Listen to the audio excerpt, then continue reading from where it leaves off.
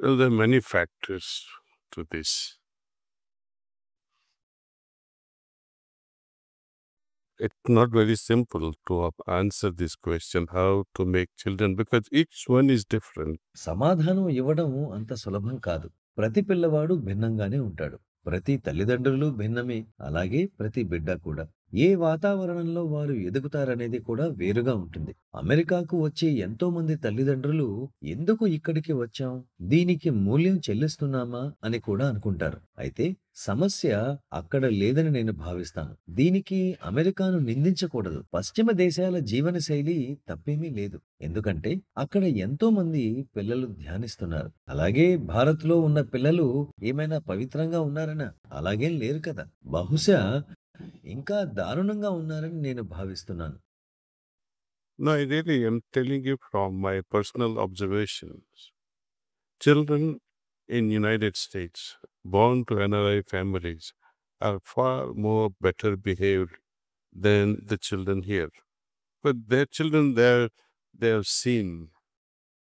నా వ్యక్తిగత పరిశీలన ప్రకారం ఎన్ఆర్ఐలకు జన్మించిన యుఎస్‌లోని పిల్లలు ఇక్కడి పిల్లల కంటే ఎంతో మెరుగ్గా ఉన్నారు. అక్కడి పిల్లలకు వారి గమ్యం ఏమిటో, ఎటువైపు ప్రయాణిస్తున్నారో తెలుసు.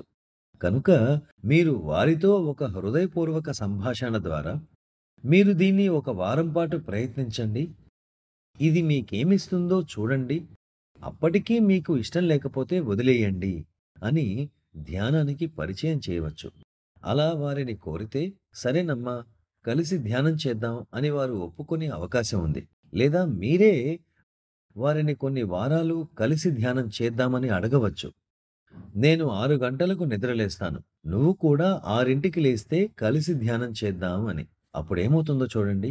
ఇది గనుక ఒక కుటుంబ వ్యవహారంగా మార్చగలిగితే అది ఎంతో బాగుంటుంది. Here, I have not seen even one family in India. ఇక్కడ భారతదేశంలో కనీసం ఒక కుటుంబమైనా కలిసి కూర్చొని ధ్యానం చేయడం నేను చూడలేదు. ఎప్పుడూ లేదు.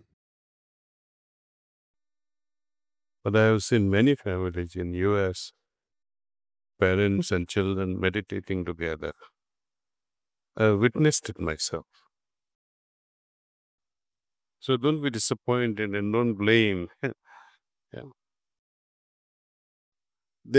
I think కానీ యుఎస్‌లో నేను ఎన్నో కుటుంబాలను చూశాను. అక్కడి వారు కొత్త విషయాలను అర్థం చేసుకోవడంలో, నేర్చుకోవడంలో ముందుంటారు.